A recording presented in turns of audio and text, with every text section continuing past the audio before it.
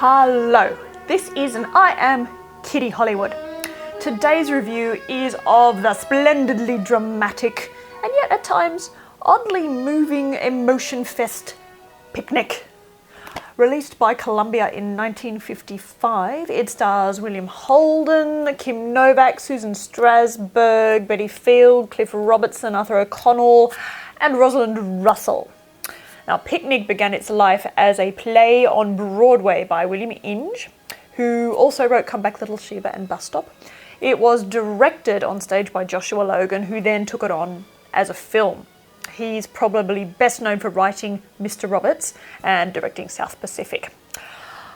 Story. So, on the Labor Day long weekend, handsome, penniless Hal Carter jumps off a train in Kansas in search of an old college friend.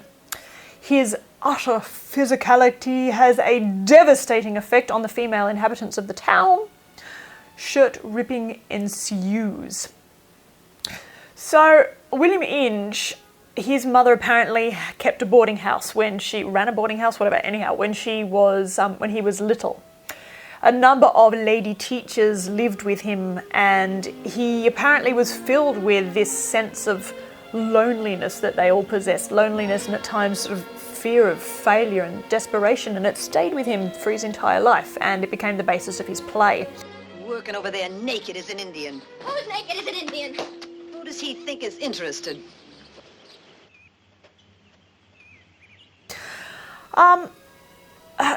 Most of the female characters in this film are filled with a desperate longing to be something other than they are, which in many ways is not so different to today. Although you do watch this film and think, oh God, do people really think like this? And the answer, I guess, is yeah. When we watched the film, Mr. Kitty said to me, oh, is this going to be another one of those movies where the physical attraction of the two leads ruins everyone's lives? And I said, yeah, but there's this scene.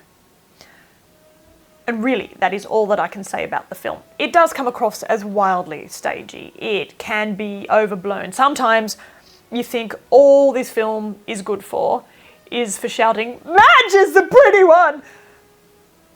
But then there's the dance scene, and it's electric.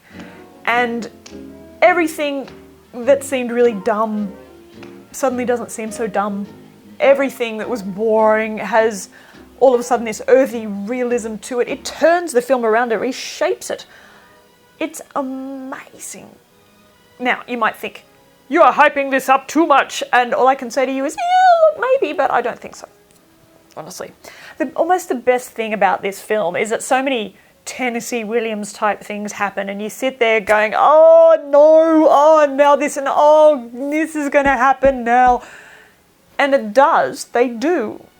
And then morning comes, and they all get up and dust themselves off and go back to making their pies or whatever, and life goes on, and you see that life goes on, and not horribly, which is really kind of refreshing in a way. Look, the dance scene. William Holden was a massive star at the time. Massive. He was best known for Sunset Boulevard, Stalag 17, Sabrina. He was also an alcoholic, and he was terrified of dancing.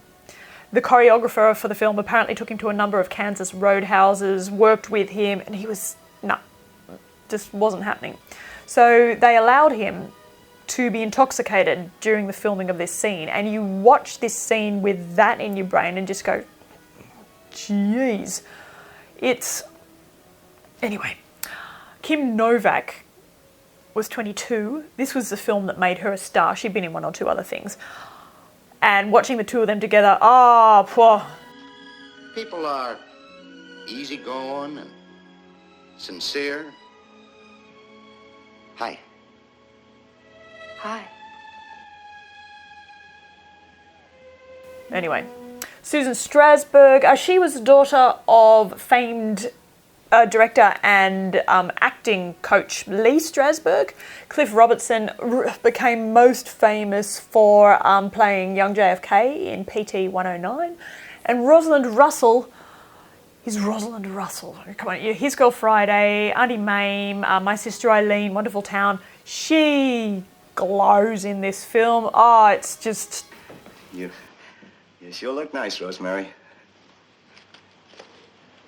Seems to me you might at least have left your coat on. Well, it's still too darn hot. Anyway. Okay, Joshua Logan shot the scene on location. It's completely obvious, but anyway. So this not state fair, but the fair day section of the film is filled with local Kansans eating pie and having three-legged races, and it adds so much to the film. There's a helicopter shot at the end of the film, not giving anything away, that is apparently one of the earliest of its kind, and the cinematographer James Wong Howe, again, his assistant Haskell Wexler, who is now very famous in his own right, apparently leaned out of the helicopter without a harness on, all for the sake of art. It's the good old days. Anyway, just watch it. Watch Picnic. Watch it because you can feel glad that you don't live where you live now and that you don't live then.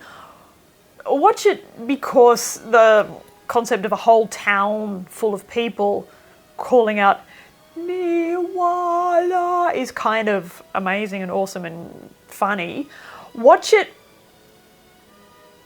for the dance scene. Watch it.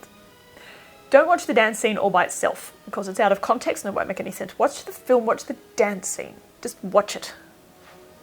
Watch Picnic. 8 out of 10.